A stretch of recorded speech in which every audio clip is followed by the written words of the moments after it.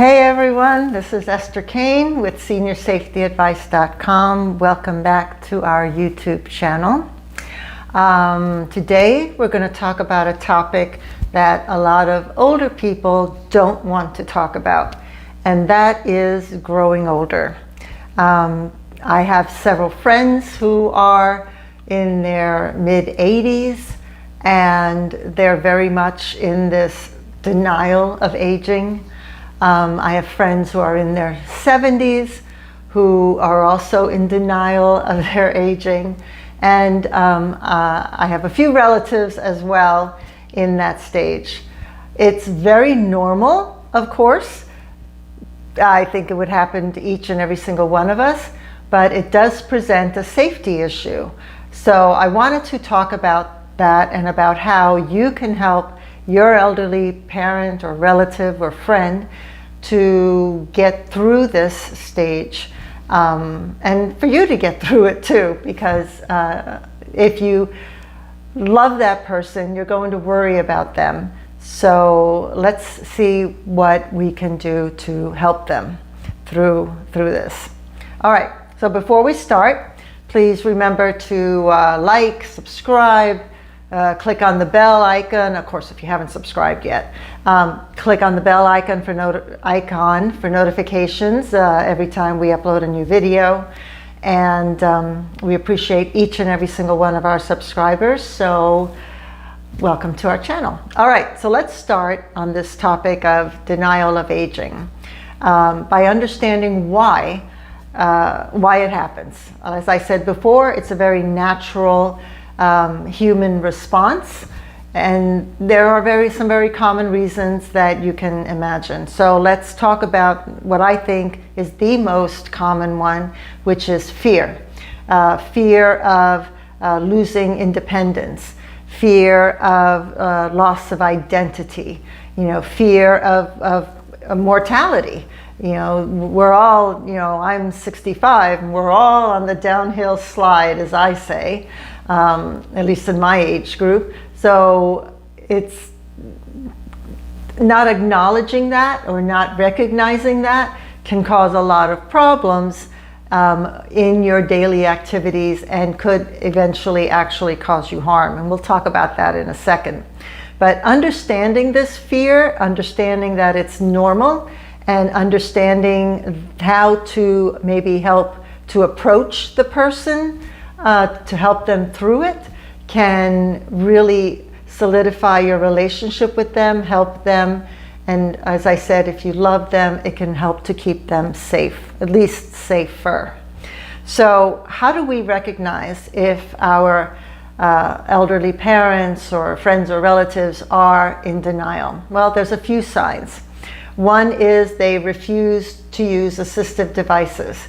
They really need to use a cane or a walker, but they refuse to use it. They'd rather hold on to furniture or shuffle as they walk, hold on to the grocery cart, not let go of it at all while they're walking, or walk very limited amount of steps because they simply can't anymore.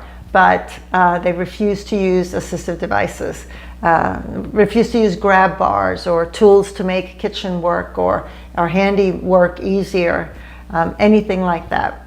They're resistant to changes in their routine.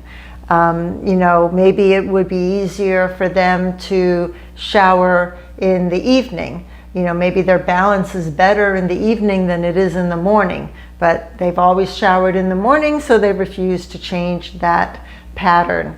They refuse to not walk the 150 feet to the mailbox. Instead, they continue to do that even though the pavement or the driveway is rocky and not smooth, and they've fallen before. If they refuse to change in any way, that is, again, normal also, but it also is a denial of their aging process and what's happening. They refuse help from others. And I don't need any help. I don't need you to do anything for me. I can do it. I can climb the ladder and fix the gutter and fix that shingle on the roof. I can paint my own house. I can mow my own lawn. You know, I can do all my housekeeping. I can do everything that I've always done. I don't need anybody to help me. That is a big red flag sign. My mother was like that. I mean, we were never able to get her out of it. She refused help till the very end, even though she needed so much help near the end. They dismiss their health concerns. You know, if the doctor tells them they may have high cholesterol or high blood pressure, they need a hearing aid, they need stronger glasses, you know, they need to wear splints for their arthritic fingers, you know, anything. They refuse it. Nope, I don't need it. You know, they're just trying to take my money or make me feel old. Those things make me feel old. I hear a few of my friends say that, you know, I don't want to use that. It makes me look old and feel old. Well, surprise, you know, you are old, but it's like I said, it's just human nature. They don't want to accept it, and they don't want to move on with it. And they insist on doing the things that pose a health risk, like climbing ladders and painting high spots and pushing lawnmowers, even though they have a heart condition perhaps or anything like that.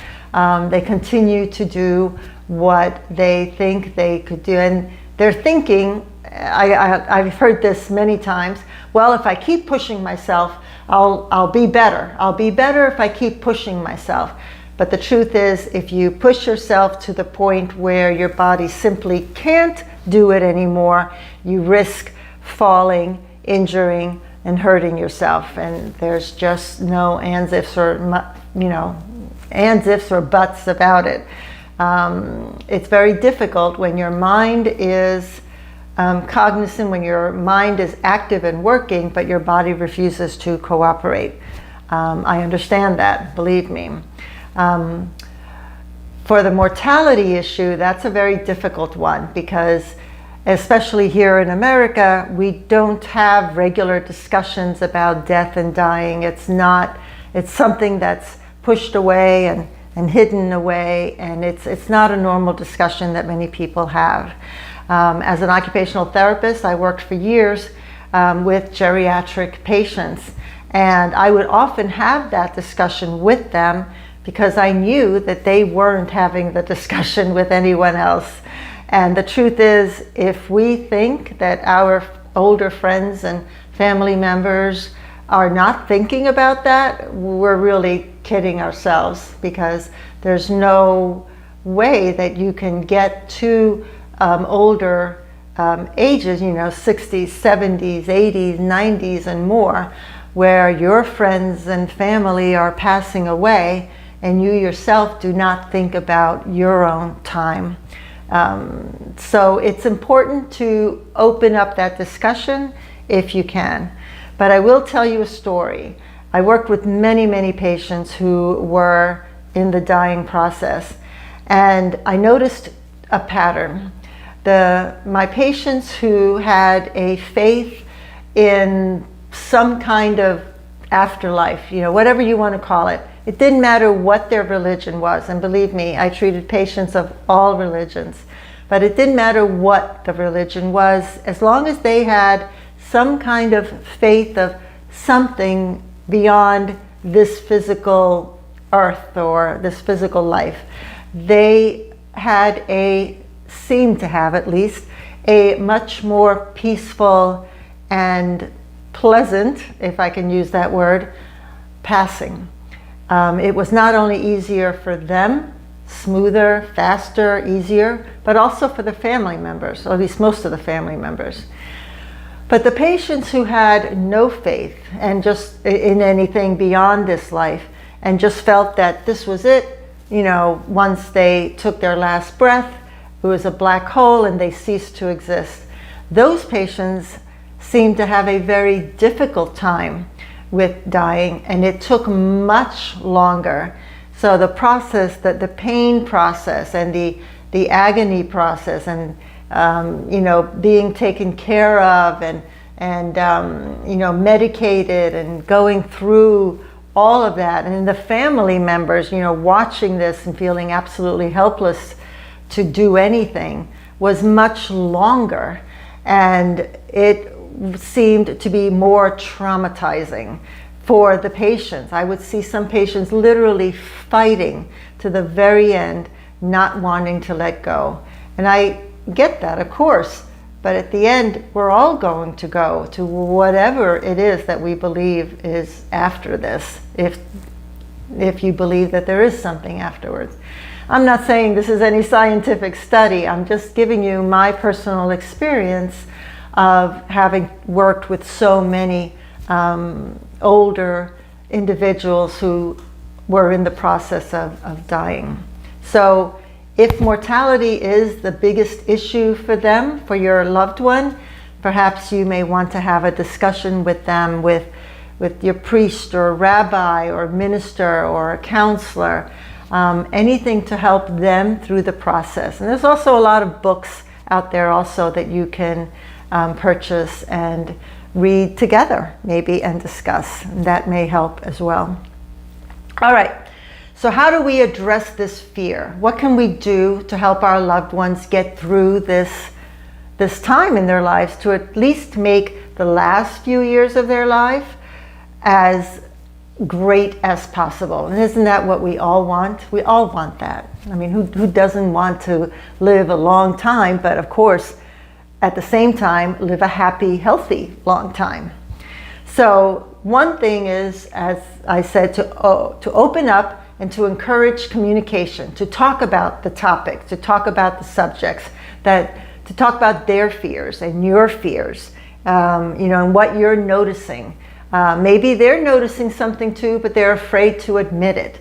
Maybe they're noticing that they, a couple of times found the keys to the car in the refrigerator, or that they keep forgetting where their cell phone is, or that a few times they've forgotten how to use the remote control, or they're just having too much trouble opening up a can of soup or whatever. Whatever their fears are, or troubles or problems that they're encountering, discuss it. There may be simple solutions like finding new tools to do some of the same things, or just getting some help for some of these things. There's absolutely nothing wrong with any of that. But the point is to talk. It may take you a year or two to talk in bits and pieces. You're not going to change their mind in an afternoon or even in one discussion. If that ever happens, please let me know. I'd love to know how you did it. But begin the conversation, continue the conversation in a calm, rational way. If they begin to yell and get upset, let that happen, but don't you respond in that manner. You just stay patient and calm and bring it up every now and then as much as you can. The second way is to reassure them. Let them know that needing some help and needing new tools or needing to do something a different way, there's nothing wrong with that. We all change. We do things one way when we're toddlers, and we do things a different way when we're 12 years old, and then we do it again in a very different way when we're teenagers, and again in our 20s and 30s and 40s and so on. So now you just keep changing. You keep doing things in a better way to accommodate what you still can do. Everybody loses abilities as they get older. So acknowledge them, don't fight it, just acknowledge it and learn how to go around to do those things again if you still can. There's nothing wrong with that. Encourage and reassure. It's not a loss of independence. It's just an issue of being safe. Involve them in the decision-making process. You don't want to be talking to them. You want to be talking with them. You want to plan. It's their life after all. At the end of the day, they're the only ones who can make the final decision. You can worry as much as you want, but it's not going to change their mind necessarily. I know I gave up trying to convince my mother, and I would continue talking about it, but if she didn't accept it, that's not my problem. I'm doing the best I can, and This is her life, and at the end of the day, don't we all live the consequences of our decisions? So, but include them in the decision-making process. You don't want to dictate to them. You absolutely want to include them. And patience is very, very important. If you feel that you can't do this on your own, which a lot of people can't and probably shouldn't, please include a professional. It could be your physician, it could be a geriatric care manager, a social worker, a counselor, a close friend, family member, whatever. You know, it's sometimes much better to hear the same information from different people, just like we all learn through repetition. You know, if you hear an instruction on Monday from person A, and you hear it again on Tuesday and on Wednesday and Thursday, but on Friday you hear it from person B, and it may be the same instruction, but maybe the words are a little different, but all of a sudden the way it sounded on Friday was much better than the way it sounded on Monday. So you want to repeat patiently and calmly concerns and worries and what you see, and what, you know, they encourage them to do the same with you, to speak to you as well. So I know that this is a very difficult thing to do with older adults. It's a tough subject to approach. You know, I myself have a neighbor who's elderly, and she clearly is in the stage of beginning to really need some assistance. She's already had a few issues happen here and there, and even though her children are doing their best to convince her to, you know, not live independently anymore, to move in with one of them or at least near them, she's still refusing and in denial. And it's gotten to the point now where whenever you ask her how she's doing, everything is great, everything is wonderful, everything is amazing, and everything is great, because she herself has convinced herself that as long as I keep saying that, everything will be great. I don't want anyone to think or know that I'm not. But it's clear to see that she does need help, even though there's not much we can do except to bring it up every now and then and help her as much as we can. Anyway, I'm sure you all have people like that in your life, otherwise you probably wouldn't be watching YouTube videos from Senior Safety Advice. Well, anyway, that's the video for today. I hope it was useful information for you. And again, if you haven't yet subscribed, feel free to click on the subscribe button. As I said before, we appreciate each and every single one of our subscribers, and please give us your comments. Let us know what you think. Give us ideas on what you would like to see YouTube videos on. Give us your ideas or any thoughts or any techniques or strategies that you've used on this topic with your senior loved ones. I'd love to hear about them. And I guess I will see you next time. All right, have a wonderful day, and I'll catch you again later. Thanks. Bye.